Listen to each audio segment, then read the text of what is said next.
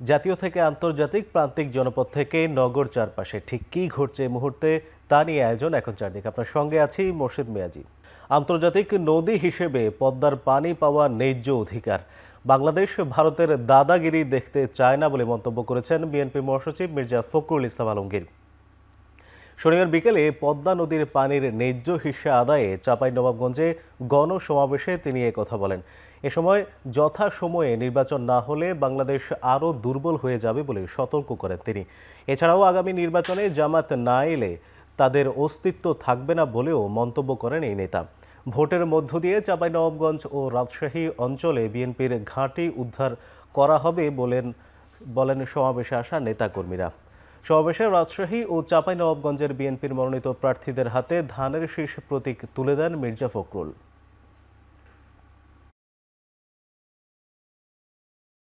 ভারত পাশে আছে, পানি বন্ধ করে দিবে, আপনার ওই সীমান্তে মানুষ হত্যা করবে এবং আপনার আমাদের যখন তখন চাল বন্ধ করে দিবে, পেঁয়াজ বন্ধ করে দিবে। এই বড় দাদাগিরি আমরা আর দেখতে চাই না। করবে নির্বাচন না করলে আপনাদের অস্তিত্ব থাকবে না। নির্বাচন করলে আপনারা যেহেতু পরাজিত করবেন সেই জন্য আপনারা নির্বাচন পেছাতে চান, তাহলে পেছাতে চান, এই বন্ধ করতে চান। দিল্লিতে বসে হাসিনা বিবি সেই হুকুম দিচ্ছে, মারো, উড়াও, পুরাও, বাড়িঘর জ্বালিয়ে দাও। ওই হাসিনা কি আর আপনারা এই দেশে ফেরত আসতে দেবেন?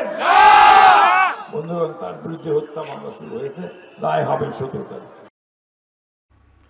বিএনপির স্থায়ী কমিটির সদস্য আমির খসরু মাহমুদ চৌধুরী বলেছেন, বিগত দিনে নির্দিষ্ট কিছু মানুষের হাতে দেশের ব্যবসা বাণিজ্য ক্ষমতা সবকিছু পুঞ্জীভূত হয়েছিল। সেখান থেকে বেরিয়ে আসতে হলে পৃষ্ঠপোষকতার অর্থনীতি ছেড়ে সর্বজনীন বিনিয়োগ বান্ধব পরিবেশ তৈরি করতে হবে। শনিবার দুপুরে বিভাগীয় ব্যবসায়ী ফোরামের সভায় এসব কথা বলেন তিনি। কিছু লোকের হাতে বাংলাদেশের ব্যবসা বাণিজ্য ক্ষমতা সবকিছু পুঞ্জীভূত হয়েছে। তো সেখান থেকে বেরিয়ে আসতে হলে আপনি যদি শুধুমাত্র রাজনীতিতে গণতন্ত্রায়ন করেন কিন্তু অর্থনীতিকে বাইরে রাখবেন, সেটা তো হবে না। এই জন্য বিএনপির নতুন স্লোগান হচ্ছে তারেক রহমান সাহেবের, অর্থনীতিকে গণতন্ত্রায়ন করা, ডেমোক্রেটাইজেশন অফ দি ইকোনমি। অর্থাৎ অর্থনীতির, বাংলাদেশের অর্থনৈতিক কর্মকাণ্ডে প্রত্যেকটি নাগরিকের অংশগ্রহণ করার সুযোগ সৃষ্টি করতে হবে। বিএনপির স্থায়ী কমিটির সদস্য ও ভোলা ৩ আসনের সংসদ সদস্য প্রার্থী হাফিজউদ্দিন আহমেদ বলেছেন, ফেব্রুয়ারিতে অনুষ্ঠিত হতে যাওয়া নির্বাচন কেউ বানচাল করতে পারবে না। যারা ৭১-এ পরাজিত হয়েছে তারা এবারও পরাজিত হবে বলে মন্তব্য করেন তিনি। শনিবার দুপুরে লালমোহনের শাহবাজপুর কলেজ মাঠে এক অনুষ্ঠান শেষে এসব কথা বলেন তিনি। আরেকটি রাজনৈতিক দল সরকার সৃষ্টি করেছে অনৈতিকভাবে। প্রফেসর ইউনূসের কাজ না এখানে রাজনৈতিক দল বানানো, কিন্তু তিনি ইয়াং ছেলেদেরকে দিয়ে দল বানিয়েছেন। এখন আর পড়াশোনার পরিবেশ বিশ্ববিদ্যালয়ে নাই। ছেলেরা পড়াশোনা করবে নাকি এই মন্ত্রিসভায় সেক্রেটারিয়েটে এসে 2 পয়সা কামানের ধান্দায় থাকবে? এইভাবে ছাত্র সমাজকে তো এমনি নষ্ট করে দিচ্ছে। কিন্তু যারা নির্বাচন যদি কেউ বয়কট করতে পারে, বিএনপি এবং অন্যান্য মেজর পলিটিক্যাল পার্টি যাদের সমর্থন আছে তারা করবে। তবে আমরা চাই যারা মাফিয়া শেখ হাসিনা সরকারের বিরুদ্ধে ঐক্যবদ্ধভাবে আন্দোলন করেছে তারা যেন সংকটকালে একমত হতে পারে, এই ঐক্যটা যেন আমাদের মধ্যে থাকে। এবারে নির্বাচন 14, 18 ও 24 মতো হলে জাতির ভাগ্যে চরম দুর্ভোগ নেমে আসবে বলে হুঁশিয়ারি করেছেন জামায়াতের সেক্রেটারি জেনারেল মিয়া গোলাম পরোয়ার। শনিবার সকালে খুলনা নগরীর 0 পয়েন্টে পথসভায় তিনি কথা বলেন। এ সময় নিরপেক্ষ থেকে নির্বাচন স্বচ্ছ করতে ইসির প্রতি আহ্বান জানান তিনি। পরে খুলনা 5 আসনে জামায়াতের প্রার্থী মিয়া গোলাম পরোয়ারের নেতৃত্বে মোটরসাইকেল শোভাযাত্রা শুরু হয়। এটি ডুমুরিয়া, খর্নিয়া, চুকনগর, আঠা, রোমাইল হয়ে ফুলতলা উপজেলার বিভিন্ন এলাকা ঘুরে শিরোমণি শহীদ মিনার চত্বরে পথসভায় যোগ দেন। সভায় আগামী নির্বাচনে দাঁড়িপাল্লার পক্ষে ভোট চান মিয়া গোলাম পরোয়ার।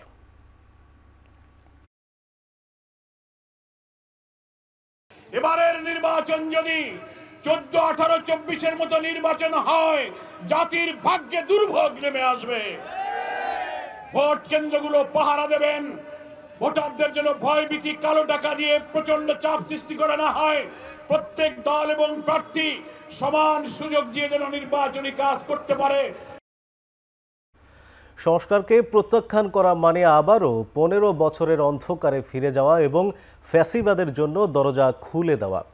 শনিবার সন্ধ্যায় কুমিল্লা 14 গ্রামের গুণবতী কলেজ মাঠে জনসভায় প্রধান অতিথির বক্তব্যে একথা বলেন জামায়াতে ইসলামের নায়েবে আমির ডাক্তার সৈয়দ আব্দুল্লাহ মোহাম্মদ তাহের। তিনি আরও বলেন, দুর্নীতিতে 3 বার চ্যাম্পিয়ন হওয়া একটি দলকে আর ভোট দেবে না জনগণ। তার মতে বিএনপি বড় দল হলেও জনগণের কাছে আর জনপ্রিয় নয়। বর্তমান সময়ে দেশের মানুষের আস্থার শীর্ষে রয়েছে বাংলাদেশ জামায়াতে ইসলামী। তিনি আশ্বস্ত করে বলেন, হত্যা বা লুটপাটের রাজনীতি আর হবে না। সকল দলেরই স্বাধীনভাবে রাজনীতি করার অধিকার নিশ্চিত করা হবে। দখলবাজ, চাঁদাবাজ, পুরানো রেকর্ড যাদের আছে, দুর্নীতিতে 3 বার চ্যাম্পিয়ন, মাশাআল্লাহ। কয়বার? এইসব চ্যাম্পিয়নদেরকে আমার ভোট দিবে না ইনশাআল্লাহ। বিএনপির বাইরে যত দল আছে, ইসলামিক, রাইটিস্ট, সেন্ট্রিক, সকলকে মিলে আমরা একটি বৃহত্তর নির্বাচনী ঐক্য করার জন্য চেষ্টা করছি। এক পেশে সিদ্ধান্ত নয়, গণভোট নিয়ে সরকারকে রাজনৈতিক দলগুলোর সাথে আলোচনায় বসা উচিত বলে মন্তব্য করেছেন জামায়াতের নায়েবে আমির অধ্যাপক মুজিবুর রহমান। শনিবার দুপুরে রাজধানীর ইনস্টিটিউশন অব ডিপ্লোমা ইঞ্জিনিয়ার্সে শ্রম সংস্কার কমিশনের সুপারিশ বাস্তবায়ন শীর্ষক আলোচনার সভায় কথা বলেন তিনি। এ সময় প্রধান উপদেষ্টার ভাষণের বিষয়ে দুপক্ষের মধ্যে আলোচনা না করে একপাক্ষিকভাবে সমাধান করার চেষ্টা করা হয়েছে জানিয়ে তিনি আরও বলেন, সরকার এখনই সমস্যা সমাধানের উদ্যোগ না নিলে দেশে অচল অবস্থা তৈরি হতে পারে, আর এর দায় সরকারকেই নিতে হবে। এছাড়াও শ্রম আইন সংস্কারের সুপারিশগুলোর বাস্তবায়ন না হওয়ার শঙ্কা জানিয়ে তিনি বলেন, সুপারিশ বাস্তবায়নে সরকারকে বিশেষ উদ্যোগ নিতে হবে। সংস্কার কাজে দেশের শ্রমিকদের গুরুত্ব সবার আগে দিতে হবে বলেও জানান তিনি।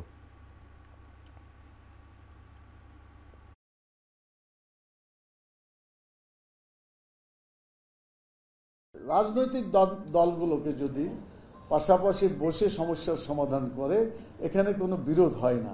কিন্তু যখন এক পেশে সিদ্ধান্ত নেয় তখনই কিন্তু বিরোধ দেখা দেয়, এবং কাউকে গুরুত্ব দিল, কাউকে গুরুত্ব দিল না, এমন যদি অবস্থা হয় তাহলে দেশের সমস্যার সমাধান কিন্তু হয় না।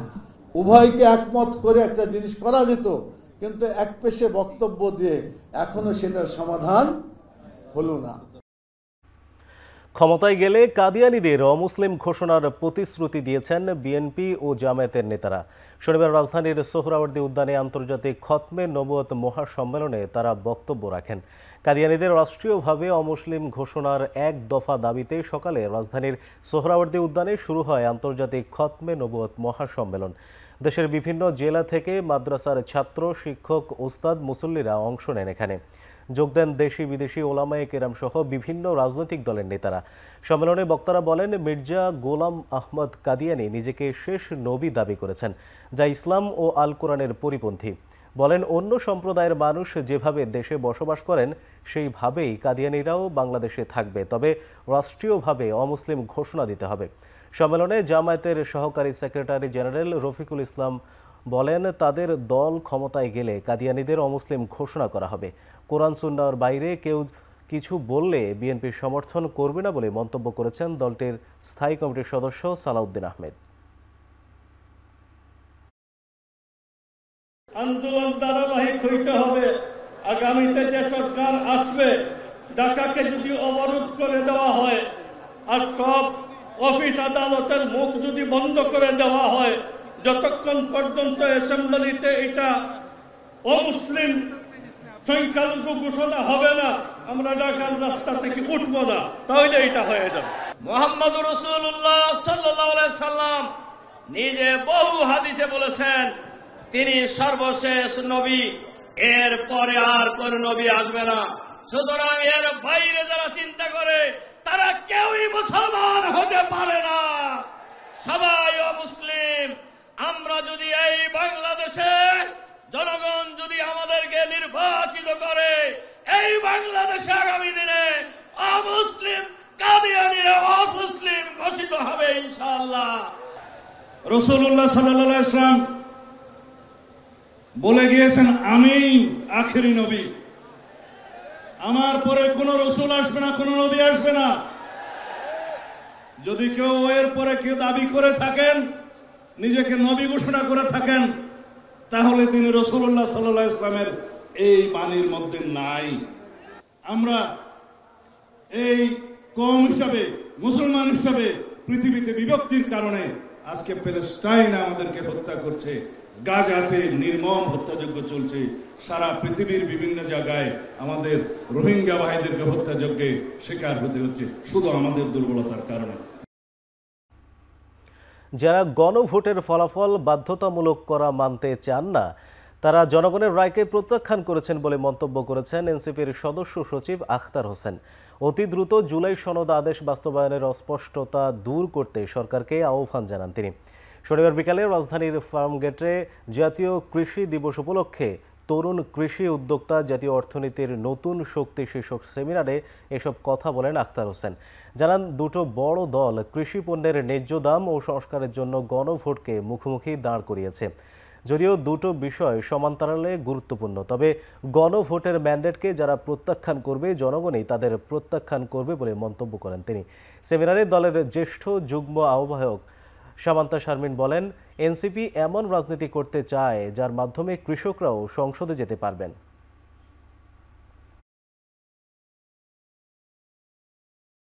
দুইটা বড় দল কৃষি পণ্যের ন্যায্য দাম এবং সংস্কারের জন্য গণভোটকে মুখোমুখি দাঁড় করিয়েছে। কৃষি পণ্যের ন্যায্য দাম এবং সংস্কারের জন্য গণভোট দুটাই একই সঙ্গে সমান্তরালে গুরুত্বপূর্ণ। আমরা চাই যে বাংলাদেশের কৃষকরা আমাদের যে জাতীয় সংসদ সেখানে জায়গা করে নিতে পারুক। বরঞ্চ আমরা দেখছি রাজনৈতিক দলগুলো সেই তথাকথিত চাঁদাবাজ, দুর্নীতিবাজ, দখলদারিত্ব, খুনি এবং তাদেরকেই প্রার্থী তালিকায় জায়গা করে দিচ্ছে। আগে যারা মজলুম ছিল তারাই এখন জালিমে পরিণত হয়েছে বলে মন্তব্য করেছেন তথ্য ও সম্প্রচার উপদেষ্টা মাহফুজ আলম। অন্তর্বর্তী সরকারের প্রথম ৮-৯ মাসে ২ শতাধিক আন্দোলন হলেও কোনো রাজনৈতিক দলকে সরকারের পাশে না পাওয়ার অভিযোগ করেন তথ্য উপদেষ্টা। শনিবার সন্ধ্যায় গণতন্ত্র বিনির্মাণে নারী আমরা কি পেলাম শীর্ষক আলোচনা সভায় বক্তব্য রাখতে গিয়ে এই অভিযোগ করেন তিনি। সভায় নারী অধিকার কর্মী, রাজনীতিবিদ, সমাজ বিশ্লেষক ও নৃতাত্ত্বিক গোষ্ঠীর প্রতিনিধিরা অংশ নেন। রাজনৈতিক দলগুলোকে সংসদ সদস্য পদে নারীদের প্রার্থীদের মনোনয়ন বাড়াতে যুক্তি তুলে ধরেন তারা। বক্তাদের কেউ কেউ জুলাই সনদের বাস্তবিক প্রয়োগ নিয়েও সংশয় প্রকাশ করেন। এ সময় তথ্য ও সম্প্রচার উপদেষ্টা মাহফুজ আলম বলেন, জুলাইয়ে রাষ্ট্রীয় ফ্যাসিবাদ উৎখাত হলেও রয়ে গেছে সামাজিক ফ্যাসিবাদ। এই কারণে নারীর অধিকার প্রতিষ্ঠা করা সহজ নয়।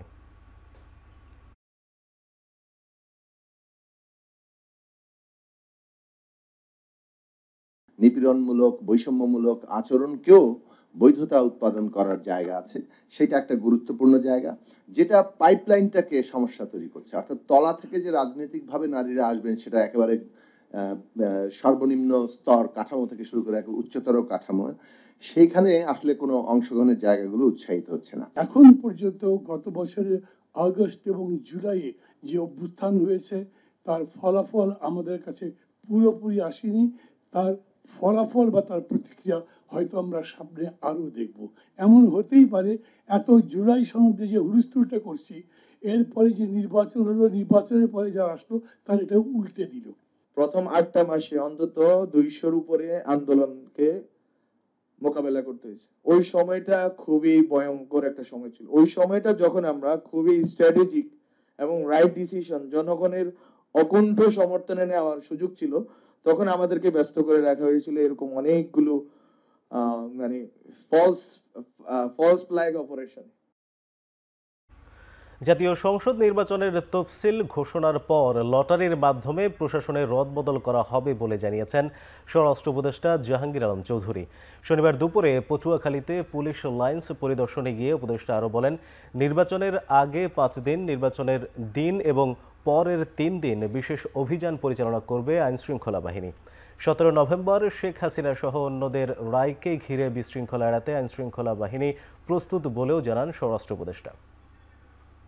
আমরা লটারির মাধ্যমে মাঠ প্রশাসনটাকে আবার ঢেলে সাজাবো, কিন্তু এইটা হলো ইলেকশনের শিডিউল ডিক্লেয়ার করার আগে 9 দিনের জন্য আইন শৃঙ্খলা বাহিনী মাঠে নামবে।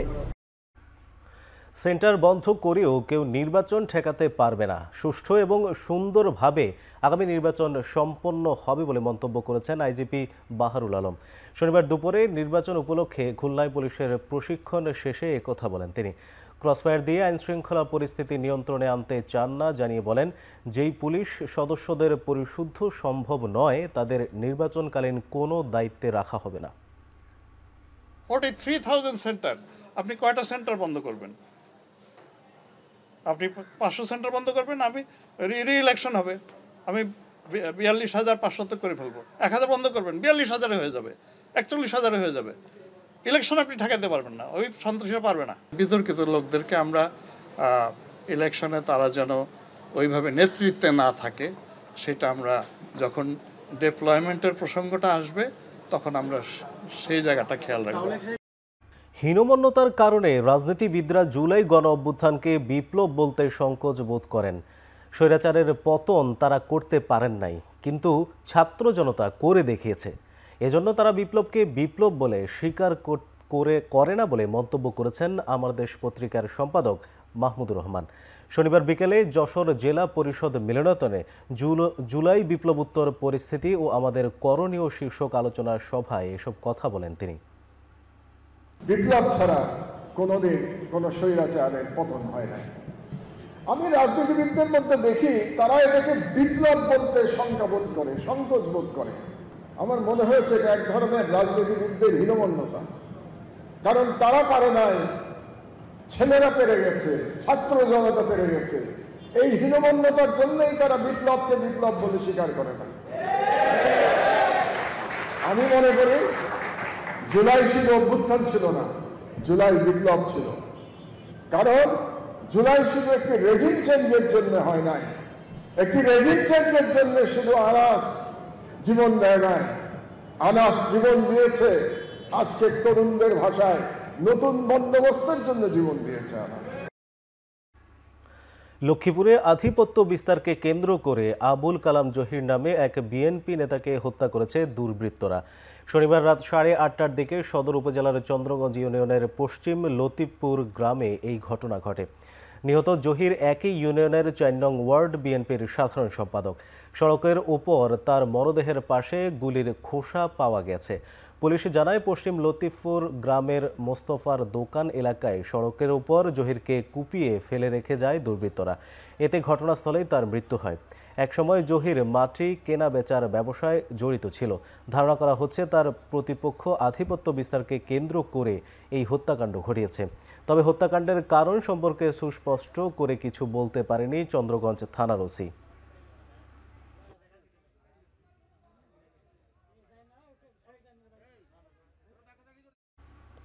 $10 লাখ টাকা হাতিয়ে নিতেই হানি ট্র্যাপে ব্যবসায়ী বন্ধু আশরাফুলকে হত্যা করেছে জরেজুল ইসলাম।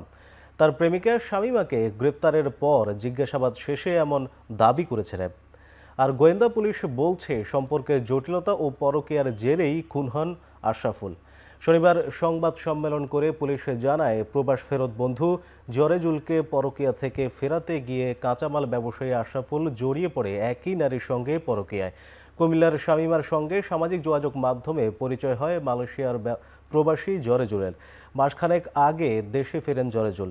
এরপর জরেজুলের স্ত্রী স্বামীর পরকীয়ার টের পেয়ে আশরাফুলের কাছে সাহায্য চান। আশরাফুল ফোনে ওই নারীর সঙ্গে কথা বলতে বলতে নিজেই প্রেমেই পড়েন। ত্রিভুজ প্রেমের এই ঘটনা জরেজুল জেনে যাওয়ায় সেই পরিকল্পিতভাবে জুরাইনের একটি বাসায় নিয়ে হত্যা করে বন্ধু আশরাফুলকে। অপরদিকে র্যাব সংবাদ সম্মেলন করে জানায়, হানি ট্র্যাপ করে আশরাফুলকে হত্যা করা হয়। আশরাফুলের কাছ থেকে $10 লাখ টাকা নেয়ার পরিকল্পনা ছিল জরেজুলের।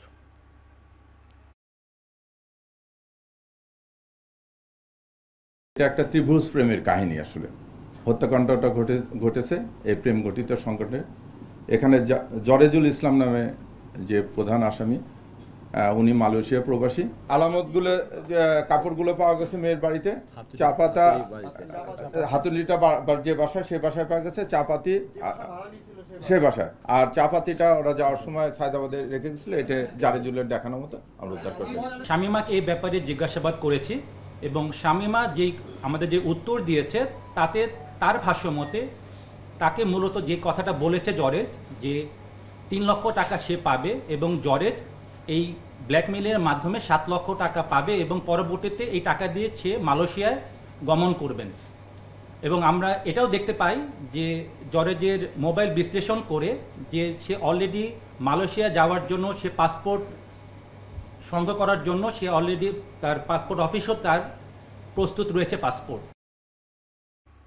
গাজীপুরের কোনাবাড়ির একটি ফ্ল্যাট থেকে এক নারীর মরদেহ উদ্ধার করেছে পুলিশ। এ সময় মুমূর্ষু অবস্থায় নিহতের স্বামীকেও উদ্ধার করা হয়। নিহত নারীর নাম রহিমা ও তার স্বামীর নাম ইমরান। শনিবার সকালে কোনাবাড়ির একতা ভিলা নামে একটি ভবনের ৫ম তলার একটি ফ্ল্যাট থেকে স্বামী স্ত্রীর গলা কাটা নিথর দেহ পড়ে থাকতে দেখে পুলিশে খবর দেন প্রতিবেশীরা। পরে ঘটনাস্থলে যায় পুলিশ। নিহত নারী ও তার স্বামী ময়মনসিংহের হালুয়াঘাট থানার আমতৈল গ্রামের বাসিন্দা। কাজের সুবাদে বসবাস করছিলেন গাজীপুরে। তাদের ১৬ বছর বয়সী একটি কন্যা সন্তান রয়েছে। নিহতের মেয়ের বরাতে পুলিশ জানায় স্ত্রীকে গলা কেটে হত্যার পর স্বামী নিজেই নিজের গলা কেটে আত্মহত্যার চেষ্টা চালায়। এরই মধ্যে স্ত্রীর মরদেহ ময়নাতদন্তের জন্য শহীদ তাজউদ্দিন আহমেদ মেডিকেল কলেজ হাসপাতালের মর্গে পাঠানো হয়েছে।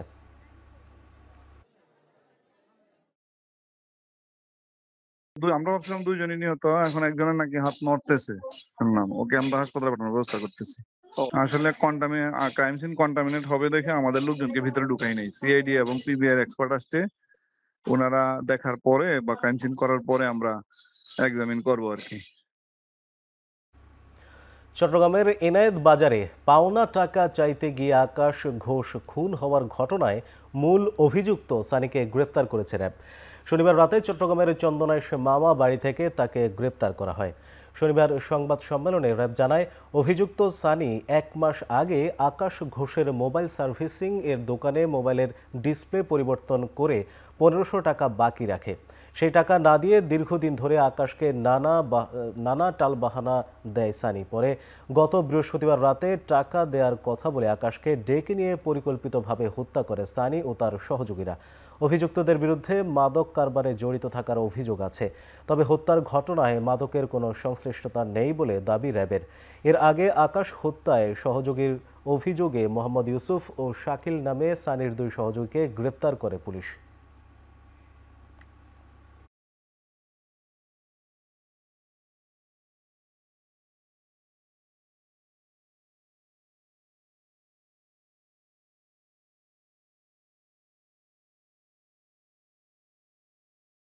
আকাশ ঘোষ তার পাওনা টাকা আদায়ের লক্ষ্যে মোহাম্মদ সানির সাথে সাক্ষাৎ করতে যান।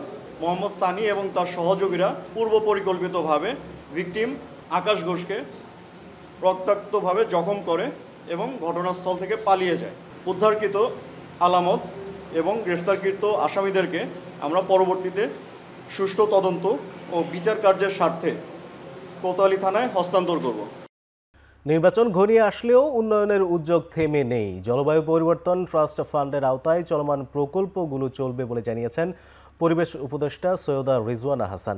শনিবার সকালে কেরানীগঞ্জের আটিবাজারে ঢাকা মহানগরী ও উপজেলা এলাকায় 44টি খাস পুকুর ও জলাশয় সংস্কার, উন্নয়ন ও পরিবেশ সংরক্ষণ প্রকল্পের উদ্বোধনী অনুষ্ঠানে তিনি এই কথা বলেন। উপদেষ্টা আরও জানান, ঢাকার 44টি খাস পুকুরের মধ্যে আপাতত 4টির সংস্কারের অর্থ বরাদ্দ রয়েছে, বাকিগুলো ধাপে ধাপে সম্পন্ন হবে। তার মতে প্রকৃত মৎস্যজীবীদের ইজারা দিলে এসব খাল ও পুকুর রক্ষা সহজ হবে।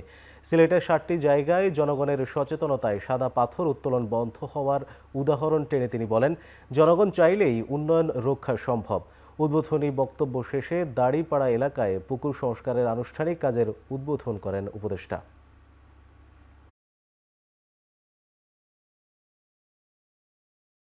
আমরা বৈষম্যবিহীন সমাজ গড়ার কথা বলি, কিন্তু আমাদের উন্নয়নই হচ্ছে বড় বড় মেগা প্রজেক্ট কেন্দ্রিক। এই বড় বড় মেগা প্রজেক্টে সবসময় যে সমাজের পিছিয়ে যাওয়া জনগোষ্ঠী উপকৃত হয় সেরকমটি নয়। আমরা যদি মনে করি নেতা নির্বাচন করে দিলাম নেতাই সব করবে, এটা কিন্তু করবে না। নেতা এবং নেতার পাশে যারা সুবিধাবাদীরা থাকে তারা কখনো এই কাজটা করবে না। জনগণকে এই কাজটা করতে হয়, নেতাকে জবাবদিহিতার মধ্যে রাখতে হয়। আনুষ্ঠানিকভাবে আবারও যাত্রা শুরু করল শতবর্ষী নৌযান পিএস মাহসুদ। তবে প্রথম দিন শুধু আমন্ত্রিত অতিথি নিয়ে যাত্রা শুরু করে বাহনটি। 21 নভেম্বর থেকে বাণিজ্যিক যাত্রা করবে এই নৌযানটি। শনিবার সকাল 9টায় পিএস মাহসুদের উদ্বোধন শনিবার সকাল 10টায় মাসুদের উদ্বোধন করেন নৌ উপদেষ্টা সাখাওয়াত হোসেন। তিনি বলেন, আগামী প্রজন্মের কাছে নৌপথের ঐতিহ্য তুলে ধরা ও নৌপথ পর্যটন বান্ধব করতেই মূলত এটি সংস্কার করা হয়েছে। প্রাথমিক পর্যায়ে প্রতি শুক্রবার সকাল 8টায় ঢাকা থেকে বরিশাল ও শনিবার বরিশাল থেকে ঢাকার উদ্দেশ্যে ছাড়া হবে বাহনটি। বাকি দিনগুলোতে পর্যটনের জন্য ভাড়ায় পাওয়া যাবে কমলা রঙের এই রকেট। এছাড়া মেহসুদ পরিচালনার জন্য বেসরকারি প্রতিষ্ঠানকে দেওয়া হবে। 3 ক্যাটাগরিতে 150 থেকে 200 যাত্রী নিয়ে চলতে পারবে পিএস মাসুদ। আমার উদ্দেশ্য ছিল যে বাংলাদেশের নদীমাতৃক যে ঐতিহ্য, এই ঐতিহ্য গ্রাস করে ফেলা যায়, ঐতিহ্য বা ইতিহাস বা যেটাকে বলি হেরিটেজ। সো আমি এটাকে হেরিটেজ জার্নি হিসেবে নাম দিয়েছি। 21 তারিখ থেকে চলবে। আশা করি এটা কোনো পর্যটন মন্ত্রণালয়ের বিষয় নয়, এটা নৌ পরিবহনের একটি পর্যটন। যদি বলি যে নদী পর্যটন, শুধুমাত্র নদী দেখার জন্য, যারা নদী দেখতে চান তাদের জন্য। গ্রিনহাউস ও কার্বন নিঃসরণ কমানোর বার্তা ছড়িয়ে ঢাকা বিশ্ববিদ্যালয় থেকে জাহাঙ্গীরনগর বিশ্ববিদ্যালয় পর্যন্ত সাইকেল যাত্রা করেছে ঢাকা বিশ্ববিদ্যালয় সাইক্লিং ক্লাব। যৌথভাবে এর আয়োজন করে ডাকসু। শনিবার সকালে ডাকসু ভবনের সামনে কর্মসূচির উদ্বোধন করে ভিপি সাদিক কায়েম বলেন, দেশে বাসযোগ্যতা ফিরিয়ে আনতে পার্বত্য চট্টগ্রাম, সুন্দরবন, নদী ও নালা জীববৈচিত্র্য রক্ষায় এখনই সমন্বিত উদ্যোগ জরুরি। পরিবেশ ধ্বংসের বিরুদ্ধে কঠোর নজরদারি, কার্বন নিঃসরণ কমাতে দীর্ঘমেয়াদী পরিকল্পনা এবং জনসচেতনতা বাড়ানোর উপরও জোর দেন তিনি। ব্রাজিলে চলমান COP30 সম্মেলনে বাংলাদেশের পক্ষে শক্ত অবস্থান, বাস্তবধর্মী পরিবেশ পরিকল্পনা ও আন্তর্জাতিক সহযোগিতা বাড়ানোর প্রয়োজনীয়তার কথা তুলে ধরেন বক্তারা।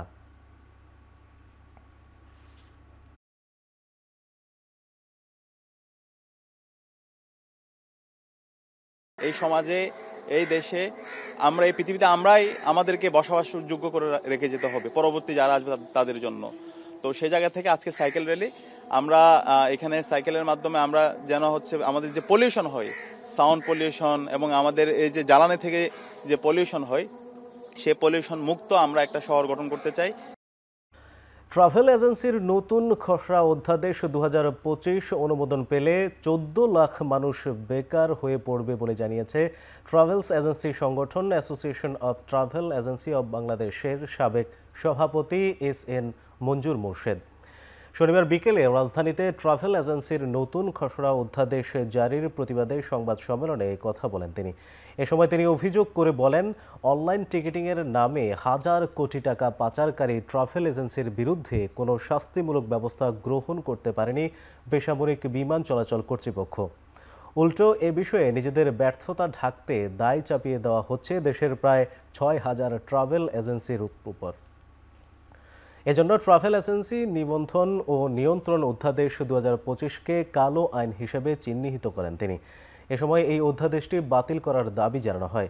একটি শ্রেণীকে সুবিধা দিতে এই অধ্যাদেশ করা হচ্ছে বলে মন্তব্য করে তিনি বলেন, এর ফলে কয়েক হাজার এজেন্সি বন্ধ হয়ে যাবে। তাই আলোচনা করে সমস্যার সমাধানের জন্য প্রধান উপদেষ্টার হস্তক্ষেপ কামনা করা হয়।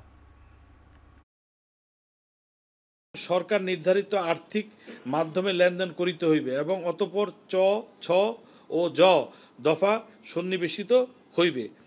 এই যে বিষয়গুলি এখানে সংযোজন করা হয়েছে, এই সংযোজনের ফলে একই প্রিমিসেসে একটা অফিসে যে রিক্রুটিং এজেন্সি ব্যবসা পরিচালনা করতো বা একটা ট্রাভেল এজেন্সির সাথে অন্য ব্যবসা পরিচালনা করতো, তার বিরুদ্ধে প্রস্তাব করা হয়েছে যাতে একই অফিসে এগুলো পরিচালনা করা যাবে না। আমরা এর তীব্র প্রতিবাদ এবং এই ধারাটি প্রত্যাহারের দাবি জানাচ্ছি।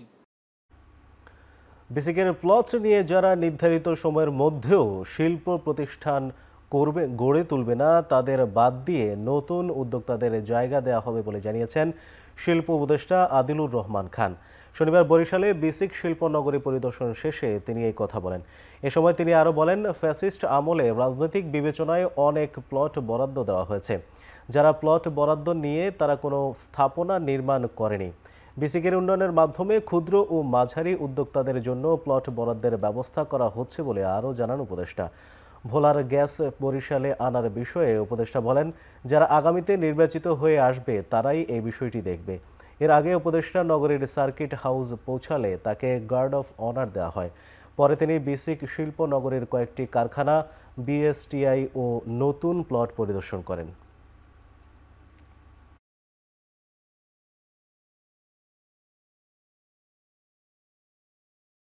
বিসিকের কাজগুলি আমরা দেখার চেষ্টা করি, কারণ বাংলাদেশের যারা ক্ষুদ্র এবং মাঝারি ধরনের উদ্যোক্তা তারাই মূলত বাংলাদেশের এই অর্থনৈতিক কর্মচাঞ্চল্য ধরে রাখেন।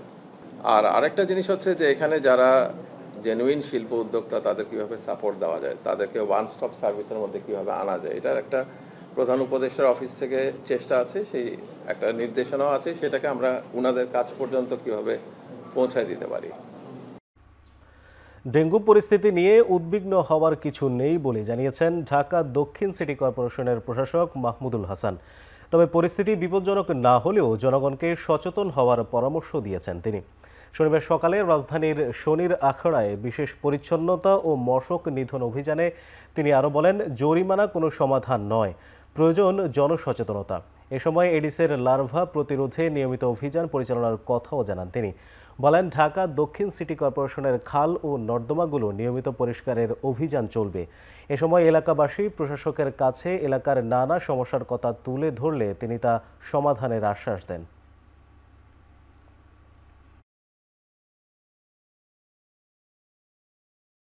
সচেতনতা তৈরি করার জন্য আপনারা কাজ করবেন, এবং আমরা কিন্তু আজকে এসেছি, আজকে একটি র্যালি করে চলে যাব তা না। আমরা চাচ্ছি যে আপনাদের এই এলাকার, আপনাদের সাথে আমাদের দৈনন্দিন ভিত্তিতে আপনাদের নিয়মিত একটা সংযোগ স্থাপন হবে ঢাকা সাউথ সিটি কর্পোরেশনের। মানসিক স্বাস্থ্য সেবাকে প্রাথমিক স্বাস্থ্য সেবা হিসেবে রাখতে অন্তর্বর্তী সরকার কাজ করছে বলে জানিয়েছেন প্রধান উপদেষ্টার বিশেষ সহকারী এবং স্বাস্থ্য মন্ত্রণালয়ের দায়িত্বে থাকা অধ্যাপক ডাক্তার সাইদুর রহমান। শনিবার সকালে রাজধানীতে বাংলাদেশ মনোরোগ বিশেষজ্ঞ সমিতির আয়োজনে 12তম আন্তর্জাতিক মনোরোগ বিশেষজ্ঞ সম্মেলনে তিনি একথা বলেন। এ সময় তিনি বলেন, দেশে 18 কোটি মানুষের জন্য মাত্র 370 জন মানসিক রোগী বিশেষজ্ঞ রয়েছে, যা অত্যন্ত অপ্রতুল। সেজন্য এই সরকার মানসিক স্বাস্থ্য চিকিৎসকের সংখ্যা বাড়ানোর উপর জোর দিয়ে কাজ করছে। সম্মেলনে শহর থেকে গ্রামীণ এলাকায় মানসিক স্বাস্থ্য পরিষেবার নানান চ্যালেঞ্জ নিয়ে আলোচনা করেন উপস্থিত বক্তারা। এছাড়াও মানসিক স্বাস্থ্য নিয়ে জনগণের সচেতনতা বৃদ্ধি করার আহ্বান জানান তিনি। আপনাদের সর্বমোট সংখ্যা জেনে আমি খুবই অবাক। আজকে জানলাম প্রায় 370 জন মাত্র মানসিক রোগ বিশেষজ্ঞ আছেন। হয়তো এটার সঙ্গে যদি আমরা ভাবি চিকিৎসক ছাড়া অন্যদেরকে যুক্ত করে, তারপরও এই সামর্থ্য 18 কোটি মানুষের মানসিক স্বাস্থ্য সেবা দেওয়ার জন্য মোটেই যথেষ্ট নয়। আমরা একটা পুনর্গঠন প্রক্রিয়ার মধ্য দিয়ে যাচ্ছিলাম। অন্তর্বর্তীকালীন সরকার দেশের স্বাস্থ্য ব্যবস্থায় বেশ কিছু পরিবর্তনের চেষ্টা করেছে, যার মধ্যে একটি অন্যতম প্রধান পরিবর্তন হচ্ছে মানসিক স্বাস্থ্য সেবাকে প্রাথমিক স্বাস্থ্য সেবায় অন্তর্ভুক্ত করা। রাজধানীর আইসিসিবিতে অনুষ্ঠিত হয়ে গেল সিমন্স গ্লোবাল এবং জিআইজেড বাংলাদেশের যৌথ উদ্যোগে innovation and partnership for sustainable energy transitions শীর্ষক ফ্ল্যাগশিপ সম্মেলন। শনিবার দিনব্যাপী এই সম্মেলনে উন্নয়ন সহযোগী সংস্থা, নীতি নির্ধারক, আর্থিক প্রতিষ্ঠান, শিক্ষাবিদ ও বেসরকারি খাতের প্রতিনিধিরা অংশ নেন। সম্মেলনে নবায়নযোগ্য জ্বালানি, সবুজ অর্থায়ন, দক্ষতা উন্নয়ন, রুফটপ সোলার এবং সিপিপিএ সংক্রান্ত আলোচনার মাধ্যমে বাংলাদেশকে একটি সবুজ ও জ্বালানি নিরাপদ ভবিষ্যতের দিকে এগিয়ে নিতে সমন্বিত পদক্ষেপ গ্রহণের গুরুত্ব তুলে ধরা হয়। দেশের টেকসই জ্বালানি রূপান্তরের অগ্রযাত্রাকে সমুন্নত রাখতে আয়োজক প্রতিষ্ঠান সিমন্স গ্লোবাল ও জিআইজেড বাংলাদেশ উদ্ভাবন, প্রতিষ্ঠানগত সক্ষমতা বৃদ্ধি এবং নীতি সংলাপ অব্যাহত রাখার প্রতিশ্রুতি দেয়।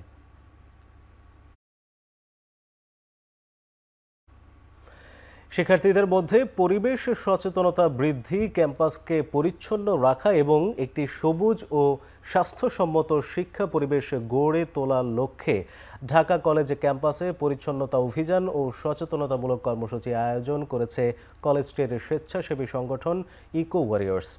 শনিবার সকালে কলেজের অডিটোরিয়ামে আলোচনা সভার মধ্য দিয়ে আয়োজনটি শুরু হয়।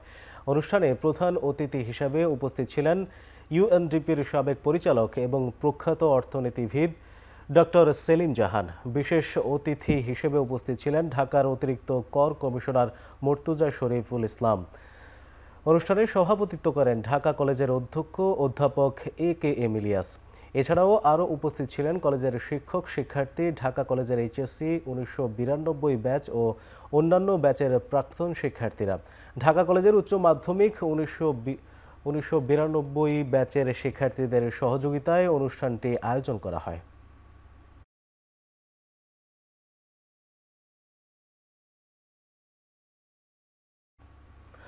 কক্সবাজারের হিমছড়িতে উদ্বোধন হলো গোল্ড স্যান্ডস গ্রুপের বহুল প্রতীক্ষিত 4 তারকা হোটেল বেস্ট ওয়েস্টার্ন প্লাস বে হিলস।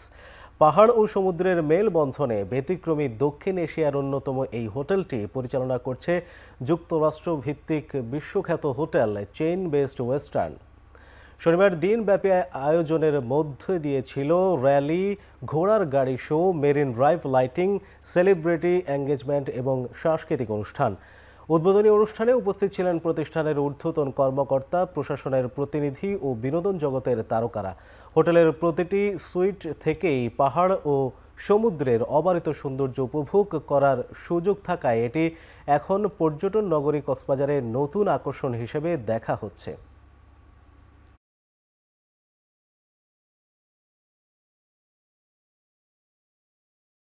এরকম একটা পজিশনে আমাদের বেহিস দাঁড়িয়ে আছে এবং এই জায়গাটার থেকে যারা নাকি ক্লায়েন্টরা অবস্থান করবে তারা পাহাড়কেও পাচ্ছে, তারা সাগরকেও পাচ্ছে।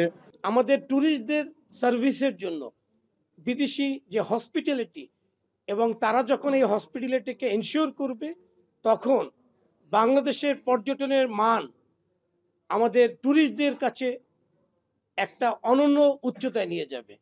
দিল্লির লাল কেল্লায় বিস্ফোরণের পর সন্দেহভাজন চিকিৎসকের বাড়ি থেকে জব্দ বিস্ফোরকই এবার বিস্ফোরিত হলো ভারতের জম্মু কাশ্মীরের শ্রীনগরের একটি পুলিশ স্টেশনে। এ ঘটনায় এখন পর্যন্ত 9 জনের প্রাণহানি হয়েছে, আহত হয়েছে অন্তত 32 জন। আহতদের মধ্যে 5 জনের অবস্থা আশঙ্কাজনক। হতাহতের সংখ্যা আরও বাড়তে পারে বলে আশঙ্কা করা হচ্ছে, যাদের অধিকাংশই পুলিশ কর্মকর্তা ও ফরেনসিক দলের সদস্য। পুলিশের সূত্র বলছে, শুক্রবার রাতে শ্রীনগরের স্থানীয় প্রশাসনের উপস্থিতিতে এই বিস্ফোরকের পরীক্ষা নিরীক্ষা করছিলেন ফরেনসিক দলের সদস্যরা। কিন্তু ইম্প্রোভাইজড এক্সপ্লোসিভ ডিভাইসগুলো খুব তাড়াহুড়ো করে জোড়া লাগানো হয়েছিল। এগুলো নাড়াচাড়া করতে গিয়ে ফরেনসিক বিভাগ বুঝতে পারেনি যে কোনো সময় এখান থেকে বিস্ফোরণ ঘটতে পারে।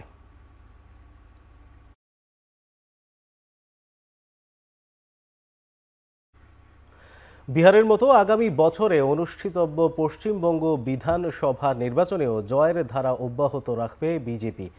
বিহার নির্বাচনে এনডিএ জোটের ভূমিধ্বস জয়ের পর একথা জানান ভারতের প্রধানমন্ত্রী নরেন্দ্র মোদী।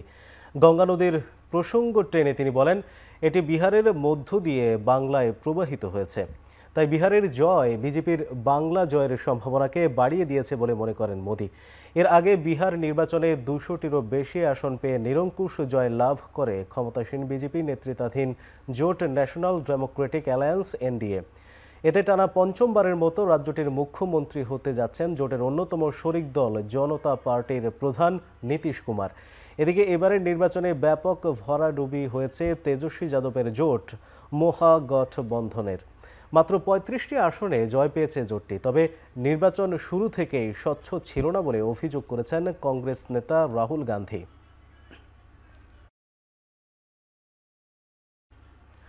ভারত মহাসাগরের আন্তর্জাতিক জলসীমায় থাকা তেলের ট্যাঙ্কারকে ইরানি জলসীমার দিকে ঘুরতে বাধ্য করেছে তেহরান, অভিযোগ যুক্তরাষ্ট্রের।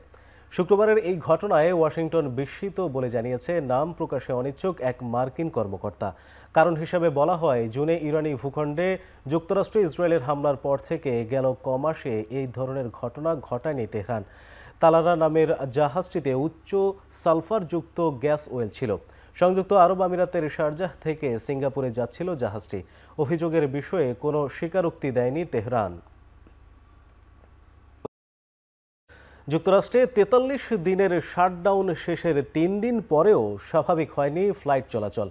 দেশের 40টি ব্যস্ততম বিমানবন্দরে বাতিলকৃত ফ্লাইটের হার দ্রুত কমানোর জন্য কেন্দ্রীয় বেসামরিক বিমান বিভাগের প্রতি আহ্বান জানিয়েছে প্রধান বিমান সংস্থাগুলো।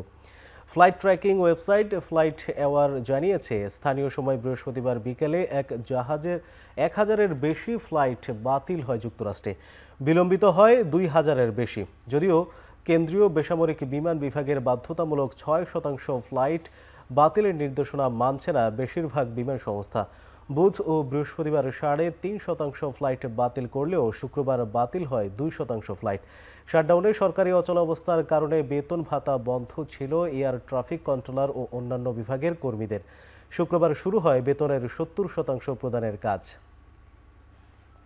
জাতীয় দলের জার্সিতে দুর্দান্ত পারফরমেন্স উপহার দিচ্ছেন হামজা চৌধুরী, সমিত সোমরা। যদিও এখন পর্যন্ত জয়ের ধারায় ফেরা হয়নি দলের, তবে ফলাফল আর পারফরমেন্সের প্রশ্নে প্রবাসী ফুটবলারদের আলাদাভাবে এগিয়ে রাখতে চান না সমিত। আর কোচ ক্যাব্রেরার প্রতিও আস্থা আছে কানাডার লিগে খেলা এই মিডফিল্ডারের। আমাদের তো টিম হলো সব 11 প্লেয়ার, দেশি বিদেশি ডাজন্ট ম্যাটার, তাই না? আমরা যেভাবে পারি আমরা সব একসাথে থাকতে হবে যে ম্যাচটা কীভাবে জিতবো। আর at the end of the day এক্সপিরিয়েন্সগুলোর থেকে শিখতে হবে যে এগুলো যদি হয় না, বাট আমরা কোনোদিন চিন্তা করি না যে বিদেশের খেলোয়াড় ভার্সেস দেশি খেলোয়াড়, ওইভাবে তো বাংলাদেশ জিততে পারবে না। আমাদের সব একসাথে থাকতে হবে। কোচ তো আমাদের টিমের জন্য খুব ভালো, আমাদের জন্য স্ট্যান্ডার্ডটা হাই রাখে সব লোকাল প্লেয়ারের জন্য। সে একটা স্ট্যান্ডার্ড বানাইছে যে সব লোকাল প্লেয়ার যে এখান থেকে কীভাবে ফাংশন করতে হয়। সো আমি এখানে এসে দেখছি যে সব কিছু তো মোটামুটি ভালো স্ট্যান্ডার্ডে রাখছে। কোচের ইন্টেনশনটা ভালো আছে, ট্যাকটিকটাও ভালো আছে, আর আমরা তো কোচকে ট্রাস্ট করি। শেষ হলো সেরা সাঁতারুর খোঁজে বাংলাদেশ 2025 এর দ্বিতীয় পর্ব। শনিবার বিকেলে রাজধানীর মিরপুরে জাতীয় সুইমিং কমপ্লেক্সে এক সমাপনী অনুষ্ঠানের মধ্য দিয়ে শেষ হয় বাংলাদেশ সুইমিং ফেডারেশন এবং বাংলাদেশ নৌবাহিনীর উদ্যোগে আয়োজিত এই প্রতিযোগিতা। এর আগে গেল সোমবার এই ট্যালেন্ট হান্ট প্রতিযোগিতার প্রথম পর্বে দেশের 64টি জেলা থেকে 15টি ভেন্যুতে 2089 জন সাঁতারুর মধ্য থেকে প্রাথমিকভাবে 630 জনকে বাছাই করা হয়। তাদের মধ্য থেকে চূড়ান্তভাবে বাছাই করা হয় 70 জন সাঁতারুকে। এই বাছাইকৃতদের নিয়ে 2026 সালের জানুয়ারি মাস থেকে দীর্ঘমেয়াদী আবাসিক প্রশিক্ষণ ক্যাম্প শুরু হওয়ার কথা রয়েছে। তৃতীয় পর্বে অংশগ্রহণকারী সাঁতারুদের আবাসন, মানসম্মত খাবার, উন্নত প্রশিক্ষণ এবং সাঁতারুদের সরঞ্জাম প্রদানের পাশাপাশি বাংলাদেশ নৌবাহিনী কর্তৃক পরিচালিত শিক্ষা প্রতিষ্ঠানে বিভিন্ন শ্রেণীতে পাঠদানের ব্যবস্থা এবং সফলতার সাথে তৃতীয় পর্ব সম্পন্নকারী সাঁতারুদের বিভিন্ন বাহিনী ও সংস্থায় সরাসরি চাকরির সুযোগ থাকবে।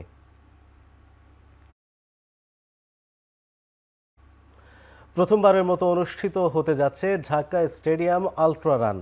25 ও 26 ডিসেম্বর জাতীয় স্টেডিয়ামে অনুষ্ঠিত হবে এই প্রতিযোগিতা। রবিবার রাত 8টা থেকে শুরু হবে প্রতিযোগিতার অংশগ্রহণের জন্য আবেদন। বিশ্বের বিভিন্ন দেশে স্টেডিয়াম ভিত্তিক আলট্রা রানিং প্রতিযোগিতা হলেও বাংলাদেশে এবারই প্রথম আয়োজিত হতে যাচ্ছে এটি। বাংলাদেশ অ্যাথলেটিক্স ফেডারেশনের সার্বিক সহযোগিতায় ইভেন্টটি আয়োজন করছে কোস্টাল আলট্রা বাংলাদেশ। এর আগে কক্সবাজার মেরিন ড্রাইভে দেশের ইতিহাসের দীর্ঘতম দূরত্বের আলট্রা ম্যারাথন আয়োজন করে সংগঠনটি। সেই আয়োজনে 50 কিলোমিটার, 100 কিলোমিটার, 100 মাইল ও 200 কিলোমিটার এই 4 ক্যাটাগরিতে দেশি বিদেশি প্রায় 400 দৌড়বিদ অংশ নেন। বাংলাদেশের দৌড় সংস্কৃতিকে বৈশ্বিক অঙ্গনে তুলে ধরতেই আলট্রা ম্যারাথন আয়োজন করে সংগঠনটি। এবারের প্রতিযোগিতা হবে 4টি ক্যাটাগরিতে: 36 ঘন্টা, 24 ঘন্টা, 12 ঘন্টা ও 6 ঘন্টা। অংশ নেবেন 400 প্রতিযোগী।